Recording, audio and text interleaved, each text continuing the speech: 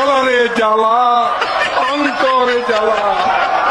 এত উন্নয়ন, এত ফ্লাইওভার, এত আন্ডারপাস, ঢাকায় মেট্রো রেল, এলিভেটেড এক্সপ্রেস। পৃথিবীর সব থেকে সুন্দর মসৎকা শহর, চারিদিকে ছোট ছোট নৌকা চলছে আর পাশে বড় বড় উড়োজাহাজ চলছে।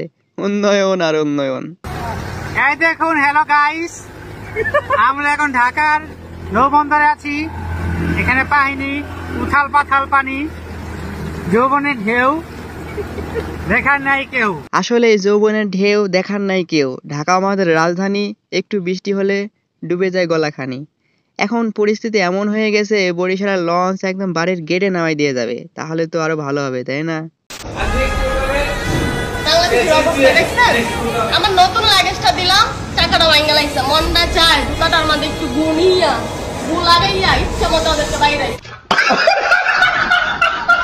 নতুন লাগেজটা আমার কিনছি 7,000 টাকা দিয়ে, আমার লাগেজটা বাইরে দিচ্ছে। হাওয়ার কুলার আমি টাকা দিয়ে দেখা কি এয়ারপোর্টে কিছু বলার নাই বোন, মাফ করে দে। এটা বাংলাদেশ। হক কথা বললেই জেলে নিয়ে গিয়ে গুয়া মেরে দিবে। বঙ্গবন্ধু আমাদের জাতির পিতা, আমরা সবাই তো বঙ্গবন্ধুর সন্তান, তাহলে আমরা সবাই তো মুক্তিযোদ্ধার সন্তান।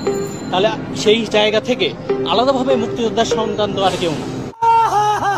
লজিক অফ দ্য ইয়ার, একেই বলে কাটা দিয়ে কাটা তোলা। ভাইয়ের লজিকটা যুক্তিযুক্তিকতা কতটুকু বলে যাবেন কমেন্টে। ভাই গামলা নাকি গামলা গামলা গামলা কত? হ্যাঁ গামলা হ্যাঁ আপনার তো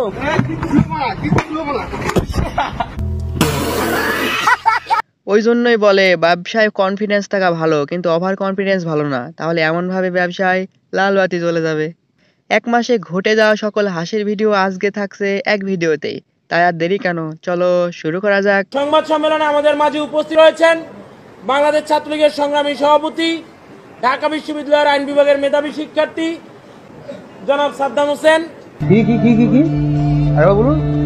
আইন বিভাগের মেধাবী শিক্ষার্থী। আমি শিওর যে এই কথা শুনে সে নিজেও লজ্জা পাইছে, যে কয় কি বেড়াই আমি নাকি মেধাবী। আসলে একটা জিনিস দেখছেন, মেধাবী স্টুডেন্টরা কিভাবে পদ পায়? না ধুরো, খারাপ স্টুডেন্ট কিভাবে মেধাবী হয়।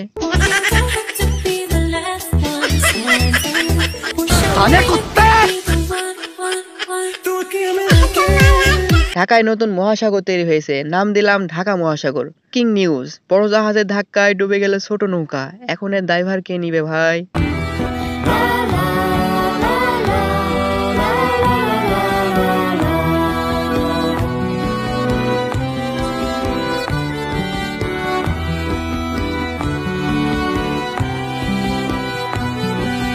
ভেনিস শহর এখন আমাদের ঢাকার বুকে বেড়াতে আইছে, শুধু বোট আনতে ভুলে গেছে। কেউ ইতালিতে কল দে, বোট নিয়ে আসুক। চোখের জলে ভাসিয়ে দিলাম মনের ঠিকানা, খেয়াল স্রোতে চাইলে তুমি অন্য মোহনা, তবু তোমার সুখে ব্যথার জোয়ার চোখের জলে ভাসিয়ে দিলাম। এখানে হাসার কিছু নাই ভাই, তারা সকালে পিটি মিস করেছে তাই পিটি করাচ্ছে ব্রো। এমন পিটি করতে কেমন লাগে জানাবেন। কে কে ছোটবেলাকে মিস করেন অবশ্যই কমেন্ট বক্সে জানাবেন।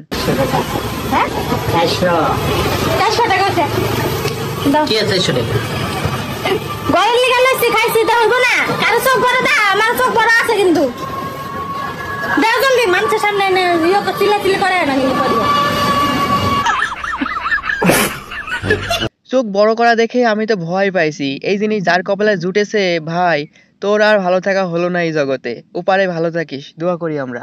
মেয়েরা দেখিয়ে দিচ্ছে না, ছেলে হইলে ভালো হইতো, পাশে একটা ছেলেও পড়ে নাই, অনেক আফসোস। ছেলে হইলে ভালো হইতো, পাশে ছেলে হইলে ভালো হইতো, পাশে ছেলে হইলে ভালো।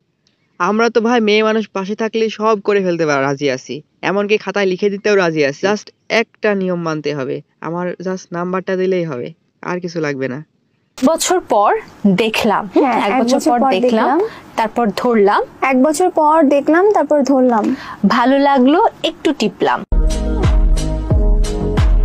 এক বছর শেষ করতে দাও। এক বছর পর দেখলাম, তারপর ধরলাম, ভালো লাগলো, একটু টিপলাম, নরম লাগলো, তারপর একটু চুষে দিলাম, মজা লাগলো। ইস কি মানে কিছু না, মানে আমি বলতে চাই এটা কি আমরা বুঝছি আপা, আপনি কি বলতে চাইছেন। আমরা লিজেন্ড, আমাদের বুঝতে সময় লাগে না। উত্তর তো দুইটা আসতেছে, কোনটা বলবো, গাছের আম নাকি গাছ ছাড়া আম? Honey in the morning, क्या गुंडा बनेगा रे तू? honey in the evening, say honey in the morning. এই কেস শুধু বাইকার ছেলেরাই বুঝতে পারবে, কদম জোরে একদম কাঁধে উঠে গেছে বেচারার।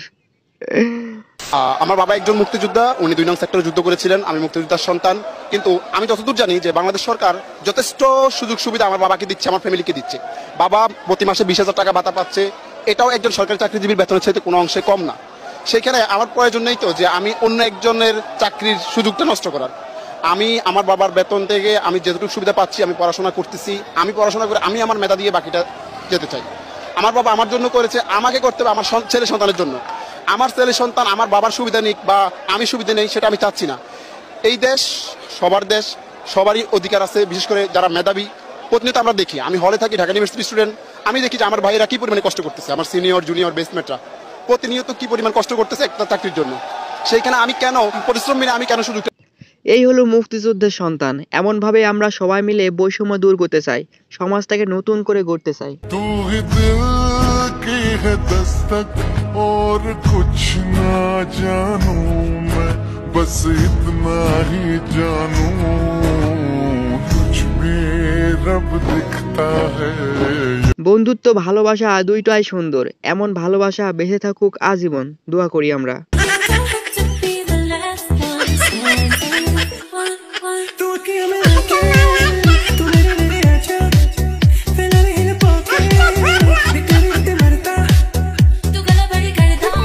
বাঙালিদের বলা হয় আইনস্টাইনের ছোট ভাই, কিন্তু সব বুদ্ধি তারা অকাজে ব্যবহার করে। ভালো কাজে ব্যবহার করলে দেশটা সবার উপরে থাকতো। থানায় ঢুকে পুলিশ সদস্যদের বেধড়ক পেটানো হয়েছে। মঙ্গলবার রাত 9:30টার দিকে কিছু সেনা থানায় ঢুকে পুলিশ সদস্যকে মারধর করেন। এতে করে থানার হাউস অফিসার সহ 5 সদস্য আহত হয়েছেন। এ ঘটনায় সেনাবাহিনীর 3 লেফটেন্যান্ট কর্নেল সহ 16 জনের বিরুদ্ধে মামলা করেছে পুলিশ। অভিযুক্ত সেনা সদস্যদের বিরুদ্ধে দাঙ্গা, হত্যা চেষ্টা এবং থানায় ঢুকে পুলিশ সদস্যকে অপহরণের অভিযোগ করা হয়েছে। এছাড়াও পুলিশের অভিযোগে বলা হয়েছে, অস্ত্র ও পোশাক সহ 3 কর্মকর্তার নেতৃত্বে সেনারা অনুমতি ছাড়াই থানায় প্রবেশ করেন। এই সময়ে কোনো ধরনের উস্কানি ছাড়া থানার ভেতরে থাকা পুলিশ সদস্যদের মারধর করেন। এমনকি পুলিশ সদস্যদের লাঠিও। আর্মিরা ভালো কাজ করেছে, এমন শিক্ষা দেওয়া দরকার মাঝে মাঝে। তারা অন্যায় করে কিন্তু কেউ দেখার লোক নাই, তাই আর্মিরা সময় নিয়ে ক্লিয়ার দিছে।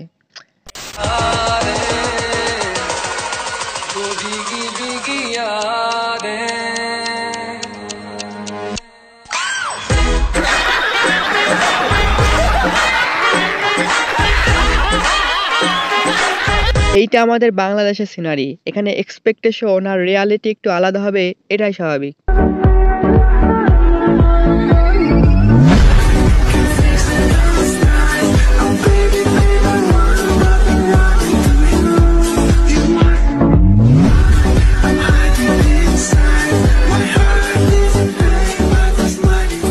আগামী ফেব্রুয়ারিতে মেসি বাংলাদেশে আসতে পারে, এটা শোনার পর বাংলাদেশের ফ্যানদের অবস্থা। আপনি মেসিকে ভালোবেসে থাকলে লাইক দিয়ে যাবেন।